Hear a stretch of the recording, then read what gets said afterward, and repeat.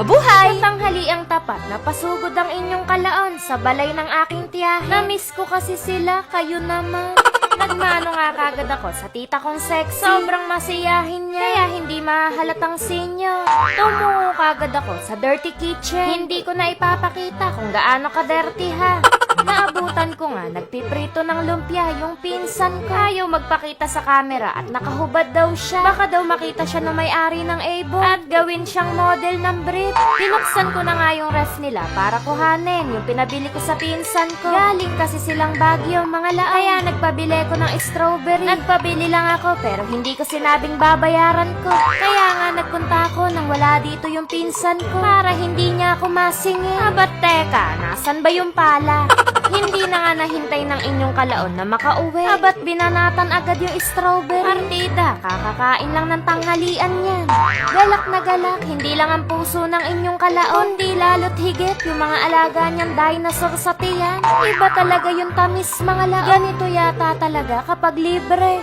Kukuha tayo ng stick, tinignan ko muna yung paligid. Baka kasi biglang bumalik yung pinsan ko. At ayan na nga, bumalik na nga. Oh, akala nyo si Papa P, hindi talaga nagdadamit yan. Pero nung makitang may camera, abe na pagbihis natin ang wala sa oras.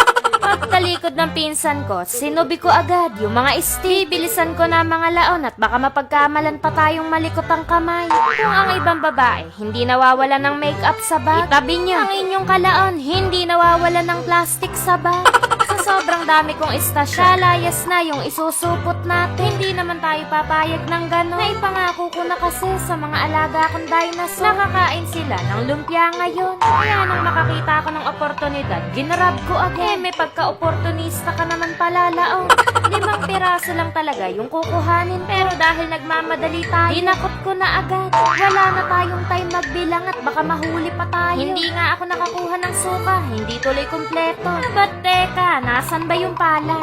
Meron na tayong strawberry at barbecue stick. At may lumpia pa para merienda. Kaso may kulang pa rin. Kaya napasugod ako sa aking pinsan. Kanina yung pinuntahan natin, balay yun ng aking tiyahin. Ngayon naman, ang tindahan niya ang ating buburautin.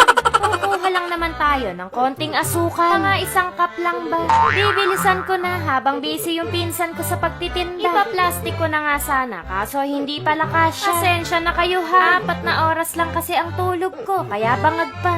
Kinuha ko na nga yung pinakamalaking plastic. Sa sobrang laki na problema pa ako kung paano pupunuin. Buti na lang naalala ko, kailangan nga din pala natin ng yelo. Mainam at naalala ko, kung hindi gagastos pa tayo. Ay sus Mariosep, buti na lang talaga. Pagdating ko ng bahay, hinugasan ko kagad yung mga strawberry. Hindi ko makita-kita kung nasaan yung pala. Buti na lang yung pantaga, nakita ko. Papalahin kita riyan eh. Hiniwa ko lang yung mga sungot-sungot mga laon dahil yan yung napanood ko. Oo, napanood ko lang re mga laon. Kaya kapag nagalit sa akin yung tiyahin ko, sasabihin ko, hindi ho ako yun. Yung TikTok yun. Nananahimik ako. Abe, pinakitaan ba naman ako? Hindi ko alam, tanghulo yata yun. Pero mukhang masarap, trending eh. Nakahanda na ang lahat, yelo na lang ang kulang. Kapag babarag kayo ng yelo, mga laon, ere lang ang iisipin ninyo. Sa dinami-rami ng nakatanim na bulaklak sa mundo. Abe, miski gumamela, hindi ka nakatanggap ng February 14. Inumpisahan ko ng tusukin yung mga strawberry, mga laon. Habang ginagawa ko to, nagpipigil ako. Kung hindi ako nagpigil, wala na rin ako mabibidyo. Naitusok ko ng mga laon yung nahiwa ko. May natirang isa, kaya kinain ko na. Sayang, baka mapanis eh. Ito na nga pala yung lahat ng nagawa natin. At hindi nyo malalaman na binawasan ko na yan. Lulutuin na natin yung arnibal, mga laon. Gagamitin natin yung asukal na naburaot natin. Kaso, hindi pa pala mainit. Kaya taimtim at buong pasensyang naghintay ang inyong kalaon. Nagpray pa yan. Nung mainit na, isinalin ko na. Saka ko nilagyan ng tubig. Nagulat nga ako, may uso. Wala namang ganun sa napanood ko.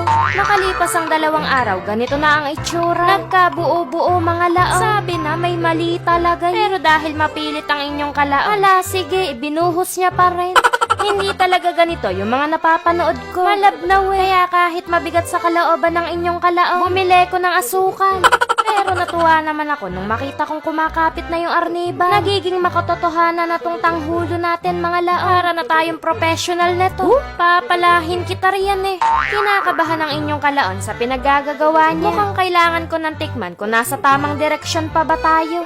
Unang subo ko pa lang mga laon. Masarap naman siya mga laon, kaso hindi siya tanghulo, kundi ang gulo. Magulo eh. Hindi tumigas yung arnibal niya mga laon, kaya na tumutulo pa nga. Pagsubo ko nga, nakain ko kagad yung isang tipak ng arnibal. Nanginig nga yung dila ko nung malasahan ko. Masarap naman siya kung sa masarap. Pero bakit ayaw tumigas ng arnibal? Ang katagal ko pa namang binabad sa tubig na may yelo. Malapit na rin ako hindi papasukin ng tiyahin ko sa bahay niya. Dahil sa mga dinekwat kong sangkap. Tapos, ganito lang pala. Di bale, sasabihin ko na utusan lang ako. Ba't teka, nasan ba yung pala? Bawing-bawi naman sa strawberry sa pagkatamis. Kaya may naisip ang inyong kalaon. Tinanggal ko sa stick, saka ko nilagyan ng gatas. Yung stick mga laon, ibabalik ko sa tiyahin ko para may pampalubag loob tayo mamaya. Unang subo ko pa lang mga laon. Masarap talaga yung strawberry, walang halong biro. Juicy na, matamis pa. Yung ginawa natin ngayon mga laon, not bad, but not good.